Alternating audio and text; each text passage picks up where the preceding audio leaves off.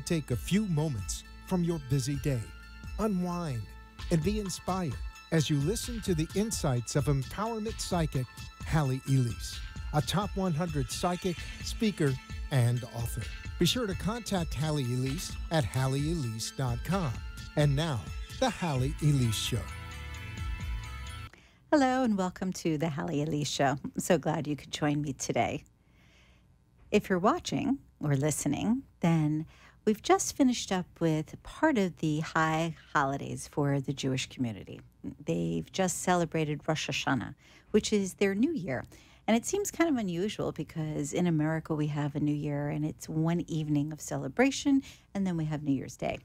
When it comes to the Jewish holiday, we actually have a Erev Rosh Hashanah, which is a New Year's Eve, and then 2 days of saying thank you, of looking at the idea that we can be introspective about what's to come and celebrate. It's very often celebrated with challah, which is a type of Jewish bread, and you've probably seen it. It's a braided bread. A lot of times you'll see it at the grocery store, and also honey. Kids do songs. There's a lot of joyousness in the synagogue. But it's interesting because it is the very beginning, just before Yom Kippur, which is a very solemn holiday. And you would think it would be the other way around, meaning that first Yom Kippur would come, where everybody would go and get contemplative and try to figure things out and say their apologies to people and look at the world differently. But it's the other way around. And when I think about how this is done and the way the holiday is, I think whoever orchestrated this was very smart. And I'll tell you why. Because you're saying, okay, we're complete with the old and we're celebrating what's to come. And you take 2 days to be in that place of appreciation, to be in that place of kind of contemplating where were you and where are you going next. And then you have time in between. It is a full week between the end of Rosh Hashanah and Yom Kippur. And you have that time so that you can go, okay, wow, a new cycle of my life has just taken place. And what do I really need to identify that took place previously that didn't serve me, that perhaps wasn't good for me as an individual or wasn't good for me with my family or wasn't good on the whole, or perhaps interfered with the community? Is there anything there that I truly need to take a look at? Yom Kippur, that Day of Atonement, it's not about just being in prayer all day and saying, I'm sorry, but it's an opportunity to revisit what is important at the core of who you are. It's an opportunity to look at people that maybe you may have misjudged, or even if you didn't, maybe you just didn't understand where they were coming from. And you can take this time to look at that, and you can take this time to say, I'm sorry, not because you think you've done something wrong, but I'm sorry that you feel that way. I'm sorry to make anyone feel that way. I'm sorry I feel bad. It's an interesting holiday. If you're not familiar, it's worthwhile taking a look. And what I think is the most amusing is we talk about fasting. Most people today say, oh, fasting, so you drink juices all day and water? No, that's not it. It's not a cleanse type of fast. It is supposed to be no water if you're strict, no anything, including even brushing your teeth or chewing gum. I know, it doesn't sound very good, does it? But that's the way it is. You're not supposed to swallow anything. You're not supposed to take anything. And the idea is to make the entire day about that introspection, to make the entire day about honoring who you are in your world, your place in the world, and the divine, and your connection with the divine. It is said that on that day, because it's considered the day of judgment, that God takes a look at who's going to be written in the book of life. What I have found, though, in my own experience over the years, and I attended yeshiva, and my entire background in history is Judaism, we don't recall, I think, anyone ever, let's say, going to Yom Kippur services or not attending services and the next day not there. For those who might be like, oh my gosh, that's terrible. How could you look at that? Really and truly, it's not totally unlike Lent when you give something up and it has its purpose. Yom Kippur perhaps is an extension of that as far as the time element. But I would really love to see what if everyone, not just here in the U.S., but around the world said, we're going to take just one day, and maybe if it's even once a month. I think once a week might push it, but perhaps once a month, and look at things and say, you know what, on this one day, I am not only going to get contemplative, I'm not only going to get introspective, I'm really going to think, have I inadvertently offended someone? Have I unknowingly caused hurt or pain? And is there something that I can do about it? Is there the potential to make change? Can I feel free and comfortable that the things that I'm choosing to do and the things that I have done are the best things possible? How interesting would that be if each of us did that? That would mean that each of us on the planet would be accountable for all of our actions. That would probably mean there would be less wars. Now, if you're thinking I'm oversimplifying, perhaps I am. By the same token, what if? What if once a month, every person on the planet, it could be a different time in the month, it wouldn't have to be the same day, they took time to really be true with themselves, to examine what is their connection with that divine power. Are they here to wage war? Because really, all religions, all philosophies, all interactions with the human species is supposed to be about growth, about learning, about love, about sharing. It's not supposed to be about harm. It's not supposed to be about hate. And it's not supposed to be about taking advantage. One of my shaman friends, and you've heard me mention him a couple of times here, he's actually been on the air with me, Shaman Hawk. We've had these debates over peace versus war and war serving a purpose. And I do believe at times, yes, it's warranted. But I don't believe it's as warranted for as often as it takes place. We have the ability as human beings. We are supposed to be smart and capable. We are supposed to be using our brains for something better. Why will we take a look and be angry about somebody because they have a difference of opinion? Why are we going to be mad because somebody's house is red and ours is white? How does that make sense? How does that truly make a difference in your world? Because you get your way? Wouldn't it be better to get your way knowing that you've made a choice that supports who you are as a person and gives you the opportunity to have deeper, more meaningful relationships? Because again, if everyone took one day every month and decided to be truly honest with themselves and to be accountable and to go within and make a connection that is not just a meditation, that is not just for 5 minutes de-stressing, but something that is so sincere, that has such grave meaning that they look forward to doing it. How incredible would that be? I think back to a couple of yogis that I know, and sadly, they're both passed, but they both would have some of the new folks come in and be silent. Some of them maybe for a week, some for a couple of days.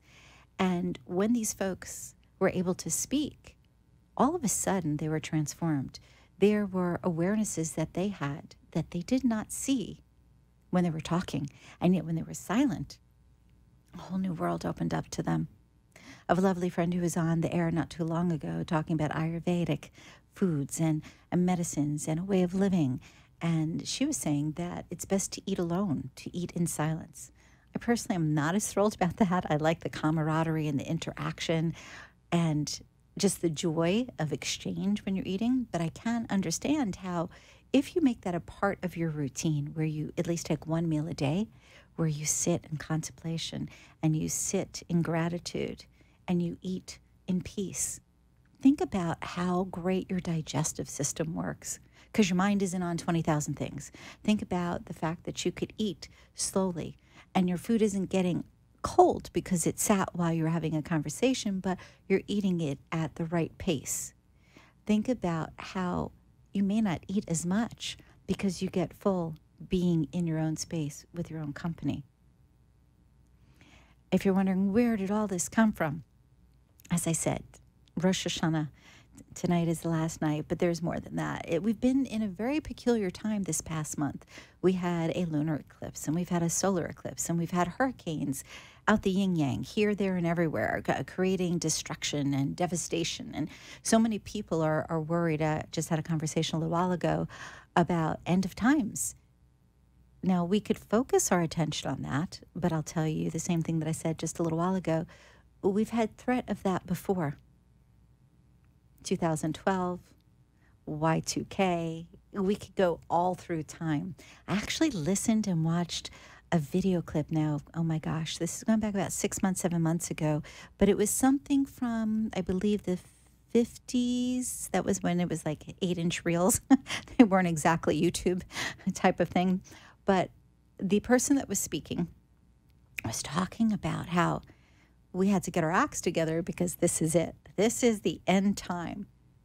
Wow, we're still here. It's 2017.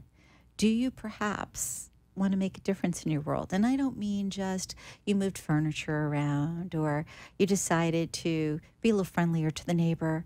I'm talking about really, truly make a significant difference, not just for you, but for the people that you care about. If the answer is yes, you don't necessarily have to take a complete day and not eat and not drink and just focus on that quiet. But maybe you can come up with a little ritual that you do that's maybe an hour once a week that allows you to know that there is so much more in this world than our physical surroundings. We are spiritual beings having a physical existence. Deepak Chopra has talked about this so often.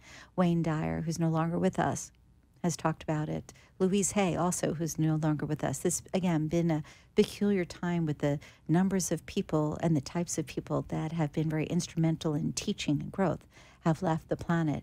It's as if they've completed a cycle and they're now turning it over to the next generation.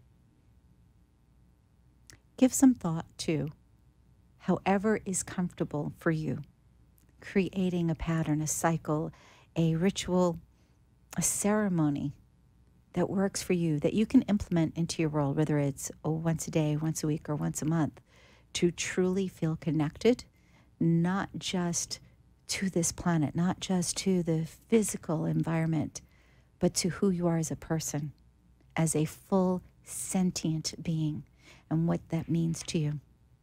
We're going to take a moment for a break, and we'll be right back with the Halley Elise Show. Thank you.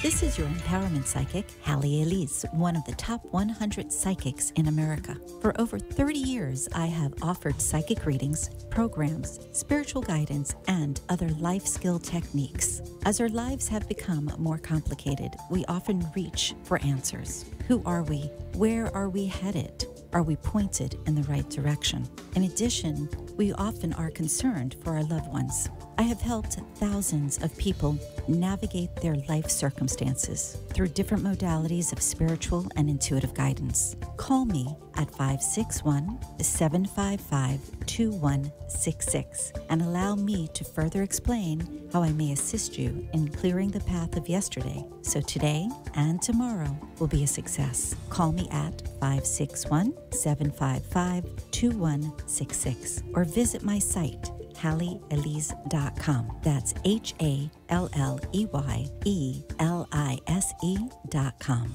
You have been listening to a Top 100 Psychic, Halley Elise, your connection to all things spiritual, psychic, and empowering. For a private session, call 561-755-2166. Now, back to the Halley Elise Show and your empowerment psychic, Halley Elise. Welcome back to the Halley Elise Show. I was talking about something a little heavy before the break, but I just really felt moved because there has, as I said, been so much that's taken place, and so many people are experiencing loss and discomfort. I find it so fascinating how what's important to one person is so different to somebody else. I know someone who lost their home in the storm. They had to move out of their space, and they loved their space. They were right on the water. They could go enjoy it every morning, watch sunrise and sunset. They all of a sudden were told, that's it, building's collapsing, you're out of here. And their whole world changed like this. And it makes you think, how are you defined? By your physical world or by something greater? And don't get me wrong, I like my things. I do. I like pretty things. I like nice things. And given the opportunity to be surrounded by opulence, or given the opportunity to be surrounded by things of importance, things that are meaningful, things that have emotional connection, of course, I'm going to say yes, bring it on. By the same token, I personally have experienced losing physical things more than one time over. And I guess I take it with a grain of salt. Not that I want to lose anything, not that I want to have to replace something, but if it happened, I can do it. And yet I see others who go into complete panic mode, not even over losing anything other than the electric. I can't tell you how many people were, oh my gosh, I'm not going to live. Now, granted, we live in Florida. It is extremely hot here. When it's 90 degrees out and 90% humidity, I don't want to be here either. By the same token, how did they do it 50 years ago, 100 years ago, 200 years ago, when there were less buildings and there was more air? It was easier, yes. By the same token, there's always a challenge. I think that's my whole point here this evening. And I'm sorry if you're like, oh, wait, I tuned in for psychic readings and she's just going on about this other stuff. But it's because of the time of the year. And it's really, really interesting. Ever since I was a kid, this time of the year, I get very introspective, and it's separate from what the Jewish holiday represents. It's more a matter of me personally. Even if I didn't know the date, just kind of go into that mode for some reason. And then I like to share and see what other people's thoughts are on it. So if you're watching, if you're listening, do send me a note. Let me know what your thoughts are about all of this. And I'm going to move beyond this subject here in a moment. It was just a matter of bringing to attention that we as individuals have much more power than we give ourselves credit for. If we get out of our own way and don't worry about the electronics and don't worry about the things, and for a minute or for an hour or for a day, we allow ourselves to be separate from it and just be who we are as beings, you'd be pretty amazed at what shows up for you. Okay, enough said about that for today. I am not available to do readings today. I'm so sorry. This show is actually being pre-recorded, but if you are watching on Facebook Live, you can go ahead and write a little note, and as soon as I view the notes, I'll make sure I get back to you. If I am connected with you as a friend, I'll do it privately behind the scenes. If you're somebody who's just writing a comment and it's just to be like, hi, I may or may not be able to answer. But if there is something specific that you want to address, I'm happy to address it. Okay, since I'm not able to do one-on-one calls right now, I do want to say that there definitely are planetary changes that are taking place. We definitely have a lot of concerns about overall what's going on in the world. Understand that change literally happens all the time. We just often don't see it because we're busy in our own space. So if for instance, I lived on Walnut Street, and Walnut Street was the same for years and years and years. Beautiful trees with canopies just overflowing. So as you ride down the street, you feel like you're in some sort of wooded area, and it's beautiful with the sunlight streaming through. And you just know that every time you get onto the street, you're going to have that same sort of connection, that same sort of feeling of just comfort. You may not know that 3 blocks over, one of the houses burned down, and every time somebody drives down the street there, they're horrified because they begin to think, what if it's their house? Oh my gosh. Now, if you're on my Walnut Street and you're having a great time, your mind's not over there. This is so true with everything. Things change like this. You could have a loved one and find out that they have an awful illness, and then all of a sudden it's gone. And you go, oh my gosh, how did that happen? Who cares how it happens? It's gone. They're healthy. They're going to be okay. And they live another 50 years. You could have just the opposite as well. Someone seems like they're healthy and then they're not. We have to constantly change with what's taking place in our world. And obviously I'm giving very severe examples. But work, for some people, that's how they define themselves. And yet that can change very rapidly as well. You have to know that you always have more control over your world than you think you do. Spoke with somebody earlier, and they're a bit out of sorts, is putting it mildly, based on some changes that took place in their life recently. And I got off the phone and I thought, wow, how would I handle that? How would I look at that? And I'm grateful to say that I do meditate on a regular basis, and I do prayer work on a regular basis, and I do gratitude work and all that stuff that I sit here and I share with you that I think is great to do. I actually do it. I walk my talk. Do I have it perfected? Nope. I have days where I wake up and I am just not in the mood for whatever reason. Eventually I get back to it during the day, but there are moments, yes, where I'm just not in that space, where I am not as lovely and gracious as I should be. I'm human. So are you. I think it comes down to recognizing, again, that you have more power than you know. So I'm going to use the job thing as an example. Let's say you have a job and you love the job, you love the money that you make, it gives you all sorts of perks, you're a happy camper. And the company is sold, and the new owners come in and they think, we want to shake it up a little. We're not really liking what's going on here. And all of a sudden, you're out of a job. Oh my gosh. Now, that could be an economic disaster for people, because even if you were making a fortune, maybe you spent more than you should have, or maybe you were just enjoying it as it came in. Now what? Now, some people will say, well, I have to find another job, but I have to find something as good or better. And then you have other people that go, I don't care. I just want to work. I just want to bring money in the interim. And I've seen this over time, which I think, again, is kind of interesting when we look at human nature, how each person is so unique and so different in their approach to the world, in their approach to handling things when they go awry. Which person are you? And if you are the person that says, oh no, I'm not going to settle for anything, I am only going to have the cream of the crop, what period of time do you allow that to take place? Do you have a year that you can say, I'm going to do this and I'm going to figure it out and I'm not taking any less? Because that rocks if you have that time to do it.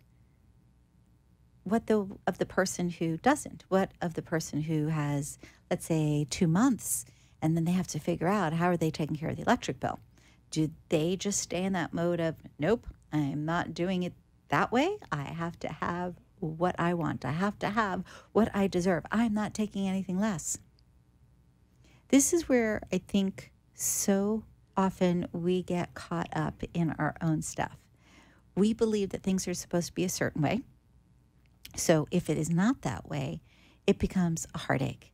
It becomes something insurmountable versus circumvent. And really, it makes sense to circumvent. If you are in a situation that is not working and you don't want to remain in that situation, change it. If you've had a change take place in your world and you're saying, but I don't know how to change it, I don't know what to do, then talk to somebody else. Find out how would they do it. Get an opinion. Not that you have to follow somebody else's thinking, but perhaps it gives you the opportunity to say, let me consider it from a different view. Maybe I can temporarily help the neighbor by driving them back and forth to the grocery store. And okay, it doesn't cover very much, but I'm not sitting at home depressed. I'm out and about. I'm helping somebody. I'm making some money. And while I'm doing that, I'm going to get into that place of knowing that what I desire is coming. And I'm going to be thankful now that I'm doing something constructive versus, as I said, letting it be insurmountable. I can't go anywhere. I can't do anything. I can't think because I am stuck. You see this all the time, and we see it with children. How often do we see children in school who are bullied? And this is a very tough subject. I know a lovely lady who, Jeannie Cisco-Meth, who teaches about the prevention of being bullied and how to manage that. I should really have her on there at some point. She's out of town, but we'll see if we can't work that out. But the point is, you have a kid who's grade school, high school, doesn't matter. They go to school with the intention of hanging out with their friends, fooling around a little, learning a little, eating a little, what have you, going through the process, right? And then all of a sudden, they're bullied. Their role changes. Perhaps the bully takes their lunch money or beats them up or calls them terrible names. When my daughter was in, I'm trying to think of the grade, I think it was 6th grade, could have been a little later or a little earlier. My time frames aren't always perfect. There was a kid in class who was awful constantly antagonizing her. And he had two friends who antagonized her. And it ended up being where they were making signage that would be construed as a hate crime, which, when you think about this, grade school kids doing this to me is beyond. And yet she casually comes home and mentions that she's uncomfortable, this is going on. But it wasn't as if she came home saying, I'm bullied, because at that point we didn't even use that term really, unless it was like, a big bully coming to punch some little kid. It was more a matter of, they're not being nice to me. And being who I am, as well as being a mom, I went off the deep end. And my going off the deep end is not screaming, yelling. My getting off the deep end is getting in touch with principals, calling police, and so forth. The short version of all of this is we had a meeting that included the main perpetrator's father. The mother was too busy. She had to do laundry. Kind of gives you an idea of where this is going. We had the other two children, the main child. We had a police officer, a principal, me, my daughter, et cetera, et cetera. All right. What I found fascinating was the father of the main perpetrator was like, kids will be kids. What's the big deal? What if they do this? What if they do that?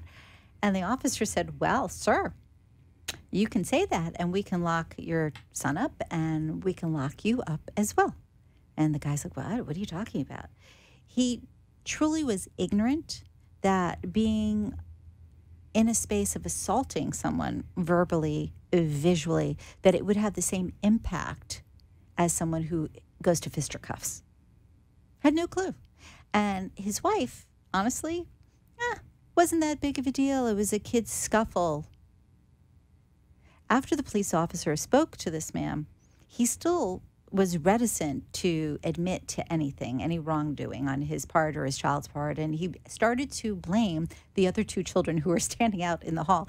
And the officer brought them back in and said, okay, kids, what's going on here? And they both pointed to the other kid. And my daughter also agreed that it wasn't really their doing. The main kid was instigating this whole situation. They all got suspended for a period of time, which was a good thing. But what I learned from this was, again, what are you going to do in a situation? I could have sat back and said, well, kids will be kids, and we'll just see what happens. That doesn't work for me. And I know not everybody is going to be assertive in the same way. Everybody has their own comfort zone. But I'm just saying, when it comes to not seeing something right, you have a choice. You can, again, see it as insurmountable. I can't get beyond it. I cannot climb. I cannot move. Or do the opposite. Find a way to get around it, to make things happen. You are in control of you. And I know I've said this many times already tonight. I just truly feel inspired to remind everyone, with all the chaos that is going on in our world, at any moment, anything can change. There can be a storm. We can have a shooting. We could have something worse. It could go in any direction. And if you're thinking, oh, well, you're the psychic, why don't you tell us what's going to happen? I did mention that we had a storm coming. I did mention that Florida specifically was not going unscathed this year as far as in the hurricane season, because I kept feeling it.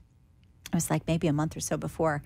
And I had mentioned about how there was this very ambiguous feeling initially, and then it shifted. And when it shifted, it was very defined about, well, the Keys, Miami, the islands. That was going to be tough for them, truly. And we were still going to get hit. We were still going to have an impact, but not at the same degree. So I've been pretty on the mark with that over the years. But this was different. And a friend of mine said to me, maybe because the storm was so big.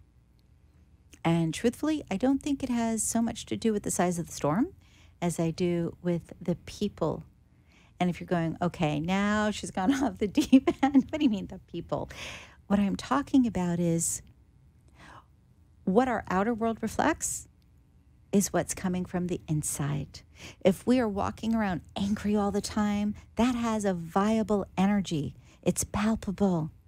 We feel it when we walk into the house and our loved one is angry about something. Before we've even stepped into the room, we're like, uh-oh, stuff's hit the fan. We know it. Multiply that. Multiply that by the people living in your house, in your town, in your state, in multiple states. That makes me do a 360 back to what I said at the beginning, which is take a day to contemplate and get to know who you are a little bit. Take charge. Know that somebody can bully you, you can stand up. Know that environment can change, but you can change also so that you can manage what's necessary.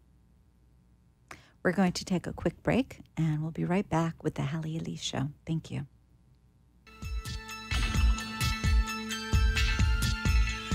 This is your empowerment psychic, Halley Elise, one of the top 100 psychics in America. For over 30 years, I have offered psychic readings, programs, spiritual guidance, and other life skill techniques. As our lives have become more complicated, we often reach for answers. Who are we? Where are we headed? Are we pointed in the right direction? In addition, we often are concerned for our loved ones. I have helped thousands of people navigate their life circumstances through different modalities of spiritual and intuitive guidance. Call me at 561-755-2166 and allow me to further explain how I may assist you in clearing the path of yesterday so today and tomorrow will be a success. Call me at 561-755-2166 or visit my site, HalleyElise.com. That's HalleyElise.com. You have been listening to a Top 100 Psychic, Halley Elise, your connection to all things spiritual, psychic, and empowering. For a private session, call 561-755-2166. Now, back to the Halley Elise Show and your empowerment psychic, Halley Elise. Welcome back. Okay, I said I was going to go lighter, and it seems like the first two segments of the show is kind of like, ooh, right in there. So let me think about some good stuff here. I was working with a organization taking care of puppies and kittens. I believe, yes, I did. I brought a couple of the kittens on the show. Did I share with you that the kittens and the puppy from that particular organization all got great homes? They did. Delighted, truly delighted. They're all very happy and spoiled and taken care of like you won't believe. So it's really wonderful. I'm no longer working with that organization because each one I'm noticing, each rescue, has a certain way of communicating. A lot of them want you to be online all day and sending information that way. My schedule's too hectic to be able to do that. For me, it's easier if I can pick up the phone and say, hi, this is going on, and communicate, or send a quick little text and then pick up the phone later, or even sometimes 2 o'clock at night, sending out an email and going, okay, this is what's happening. That being said, I left that particular organization, but I'm still doing rescue, still looking after things. And it's so funny with the animals because after the storm here, I had a concern about some of the little guys that I look after. One of them I may have mentioned is a curly tail who is, it's about this big. Okay, for those who are listening versus watching, I think with his tail curled, he's a little over 6 inches long. And I call him Albert. I won't tell you why because you think that I'm bananas, but I call him Albert. He sees my car and he usually runs up and I feed him. Well, there was a crane that I've noticed a lot, but never really come onto the property. And today when I got home, it was sitting right there as if to say, excuse me, you've fed the squirrel, you've fed the other birds, you fed that fat little lizard. Where's mine? So telepathically, and yes, you can do this also. It's more of a visual for animals. You're not actually using words. I shared an image, if you will, that I was going in and I was getting something and bringing out. And this took all of, 3 minutes, 5 minutes. So I go in the house and I get some bread that I have put aside specifically for the birds. And I come out and the cranes look at me going, good. You did what I wanted. It was a really interesting sensation because the animals, they don't have to talk with their mouths, obviously. Not specifically Dr. Doolittle. My mom, though, used to tease me about being the Pied Piper of animals because I would talk to them. They'd follow me home. Still doing this, and I'm going to be 55 a few days, next week. Anyways, the point to this is it's a part of my nature to play with the animals, interact with animals. Okay, so you're going, all right, but you started with the storm. Where'd you go? You're here, you're there. I'll come full circle. What I have noticed is after the storm, a lot of the animals that you don't see initially come out slower. They want to make sure that they're safe, that there isn't something new that they have to be leery of, but they just resume their lives. It's pretty amazing. They are able to say, up, next. Now, is it an actual thought next? Probably not. But I just find it so amazing that these little creatures that are so much smaller than us seem to be so much more durable, that they just keep moving, keep going on. And so I keep buying bird food and squirrel food and lizard food, and we could go down the list here. I think the funniest thing was the squirrel. I was talking with the neighbor yesterday, and I hadn't seen the squirrel yet. And I was wondering, where is it? Because it usually comes to the front door wanting its peanuts. And I get it raw, organic peanuts, and the blue jays really like them too. So anyways, I'm talking. Next thing you know, I see him out of the corner of my eye, and he's way over near the mailbox, just kind of hanging out. And I got this image in my head of him sitting there eating a peanut. I'm thinking, okay, so the squirrel's hungry. Next thing you know, he's kind of moving closer, and he's watching what I'm doing, and he's moving a little closer. So he gets about 1.5 feet away, and I turn to him, and I go, hungry? He goes running towards the front door. You should see what goes on at the house. Pretty funny.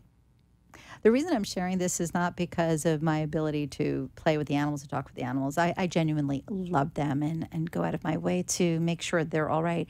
But the reason that I'm sharing this is that interaction with nature tends to teach us lessons all the time, even if we don't realize it. For instance, patience. If you have to scavenge for food, you're not going to be in that space of immediate gratification. You're not walking into a restaurant going, I want some of those fries. You have to wait. They teach us that if you plant something, it'll grow. And again, you have a bird, for instance, who drops a seed, and 6 months later, you're seeing a plant, or you're seeing a baby tree. How often do you watch nature? Native Americans are really wonderful about this because they teach us about medicine wheels, and they teach us about totems, and they teach us about watching what's taking place in the sky and the world around us, and how is it that things are showing up? When was the last time you just sat and watched an animal outside in the yard, or went to a park and allowed yourself to just be at peace and observe? If you're in a precarious place in your world right now and you're thinking, I really need some answers, well, you can call me, of course. I'd be happy to see you at the office, or when we have the live phone lines, happy to answer questions. Though, spend time in nature, you will find that your own intuitive ability starts to grow. It does. It expands. Anytime we put ourselves in nature, we are connected with all of the environment. As much as we love our homes and our things, and me specifically, the air conditioning, to be honest. Can I manage without begrudgingly, but I prefer the AC. Though I am probably happiest when I'm digging in the dirt, when I'm feeding the animals, when I'm looking at something beautiful. I went up north to the Southamptons, and the biggest thing that I looked at, which was funny, the people I was with were probably thinking, oh God, I wish she'd just be quiet, because it was like, oh, look at that plant, look at that flower, look at that tree, oh, look at those trees, look at this, the grass. There is something so innate that we seem to forget because we're so busy in our life to just be still, just allow, just be a part of what's in our environment outside. Because even if you live in the concrete jungle, let's say New York City, they still have birds, they still have lizards, and they do have some rodents too. If you've come from this city, you know this is true. My point is, you always have an opportunity to see nature around you. If you are perplexed about something, get still. Pay attention to what shows up. So, for instance, lizards specifically have to do with sensitivity. They have that ability to stay on the ground and kind of know what's coming at them because of the vibrations, because of the frequencies. They feel it. They have that awareness. It's not just because they see something. It's sensitivity. When a bluebird comes, specifically blue jays are talkers. If you've ever watched them, they have multiple conversations by themselves, with others. They are constantly talking. So if you're sitting and you're trying to figure something out in your world and you're going, I'm sitting here, I'm outside, I'm doing what that crazy woman on the radio said, and I see a blue jay. Yeah, and it has to do with communication. Are you listening? Are you hearing what is in front of you to be heard? All animals have a certain feel, a certain representation. Again, if you look at Native Americans, you can actually Google. We have so many different search engines these days, but Google Native American lore, Google totem poles or totem animals, Google animal interpretation, animal definitions. Any of these things will bring up a plethora of sites with an abundance of information on how nature talks to us. Nature represents things in our life. If you are doing something and you think you see a wolf and you live in the city, pay attention. The wolf is the teacher. She has other qualities and characteristics, but if she shows up somewhere where it's impossible for her to be there, there's something to be learned, something truly to be paid attention to. If you're dreaming about kittens, for instance, we were familiar with, pardon my stuttering here, familiar with the idea of cats, cattiness. A lot of people think, oh, cats are indifferent, and if a cat shows up, then that's going to show you that you have to stay away from something, or somebody's trying to talk about you. And if there's a colony of cats, I would agree. If there's one cat, it may have more to do with being sly, being stealth, watching what comes next versus making a decision. If you're dreaming, though, about a bunch of kittens and they're playing, it's most likely not in the context of cattiness. Dogs, we think in terms of loyalty, yet certain belief systems believe if you see a dog, a death is coming. Take a look at what's available to you and sit with it for a moment and ask yourself, if I look at this, does it resonate? Does this ring true for me?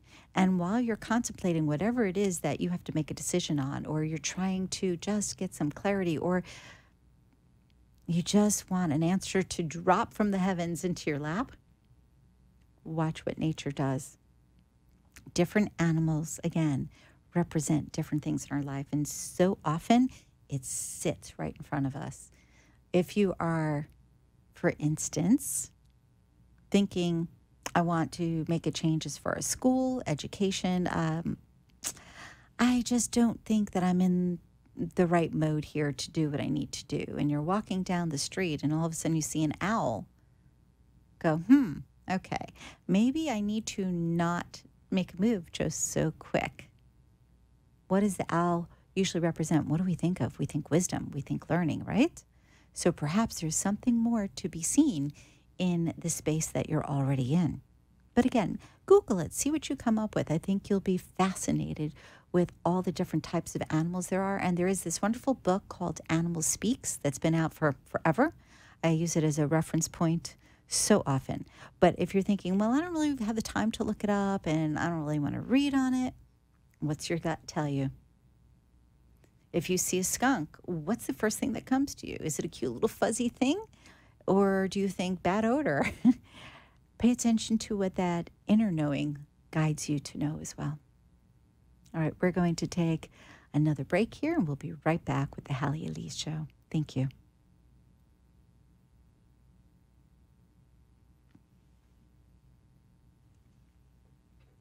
Well, welcome back. I'm glad that you're still with us today. See, I'm making an assumption here. If you tuned in earlier, you're still with us because I have been talking a mile a minute. I was thinking in terms of, in respect to making predictions, what could I say about, let's say, the rest of the year? Okay, so in Florida specifically, I'm leaning towards we may actually get a little bit more cool this year, which I will be very excited about. I love when the season changes, but it's funny, it feels sporadic. So to me, this is a sense of It may not be exactly when the season turns that we get the cool, and then all of a sudden there is this wonderful burst, but I feel like it'll be extended. So, for instance, if it was only for 3 days last year, it might be a week this year. I just get more than what we would normally anticipate. So I'm going to say if you are visiting in December and you're thinking, Florida is 90 degrees the entire time, you may want to have an extra sweater just in case. And I get, like I said, season being, it feels a little later versus earlier. As far as things going on, I get this image in my head of a very tall, I'm going to use the word monument because it reminds me in the way that it's showing up in my head, similar to an obelisk, similar to the Washington Monument. Okay, now if you're thinking, what? I'm just telling what I'm seeing in my head, which sometimes is a very strange place to be. But I feel something is going to be erected in the near future here. We are in, 2017? I get the sense this is before middle of 2018. And it feels as if, all right, the best way that I can explain this, so this will maybe make a little bit more sense, there's some more congruency to my train of thought here, is in the same way we were given the Statue of Liberty as a symbol of us connecting with another country, this has a similar type of feel. I don't know that it's specific to another country. It may have more to do with a representation of a thought coming together, a group coming together, a collective, if you will, collective consciousness. But I'm seeing some sort of, all right, I'm going to just say monument erected. And I know that sounds ambiguous. Just kind of keep it in the back of your thoughts there. And when it shows up, you'll go, okay, makes sense. But it does feel like it is by summer next year. So anytime between now and then, I feel like it may have a connection to our political system, but it's not in the way that you think. Meaning I don't feel like it's another building that we go to visit. And it doesn't feel as if 9/11, and I was in the middle of that, landing in New York to work on my first book.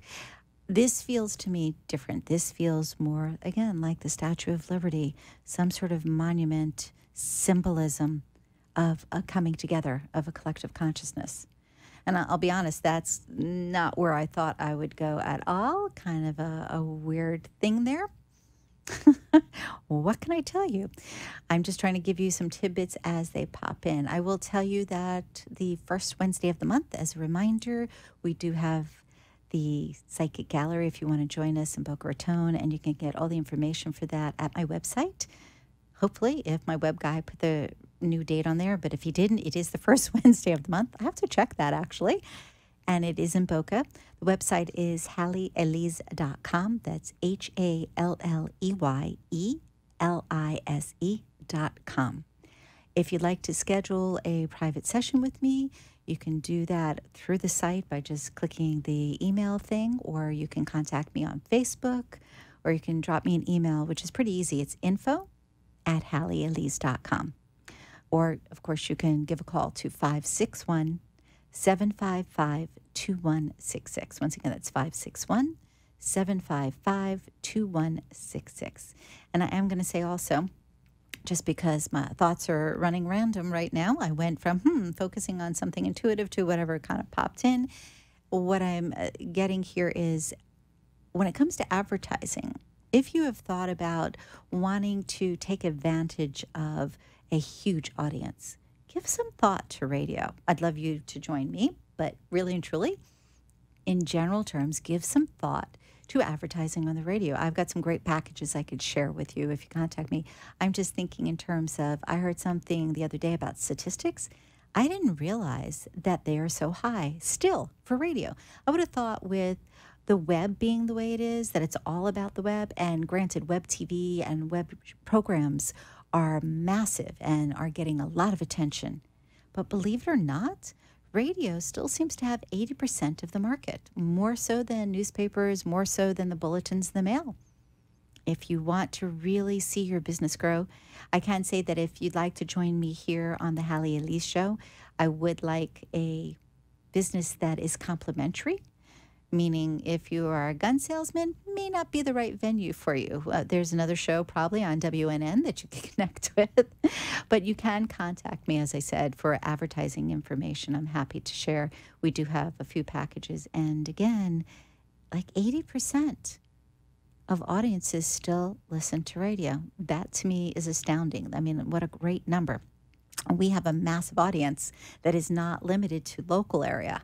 We have worldwide because we are connected to the web. We have a presence on YouTube. We have a presence on Twitter. We have a presence on Facebook. We have a presence on FM and AM and iHeart. As you can see, we're everywhere. So again, just to put into the recess of your mind here, if you're looking at expanding your attention for your business, whether it's a service business or it is a product business, if you think there's an alignment, do get in touch. Again, my number is 561-755-2166. And I think that's about it for this afternoon, excuse me. I have no clue where I am, what day. It's been, as I said, kind of a peculiar week, month and a half here. I will end with, when it comes to that intuitive feeling, there is going to be a bit more, I'm going to say, disruption. I do get the sense of element-wise, weather-wise, not specific to Florida, but within the states as well as around the world. We're going to be still dealing with quite a few different things over, I'm going to say, the next 4 to 6 months here. Be aware. Pay attention. Watch the animals, as I was saying earlier. If you're noticing they're clearing out, you may want to pay attention to that. And I'm not saying this to scare anyone. I'm saying it because you have the wherewithal to take the best care of you possible. I thank you for tuning in, and I'll see you folks next week. Good afternoon. Bye-bye.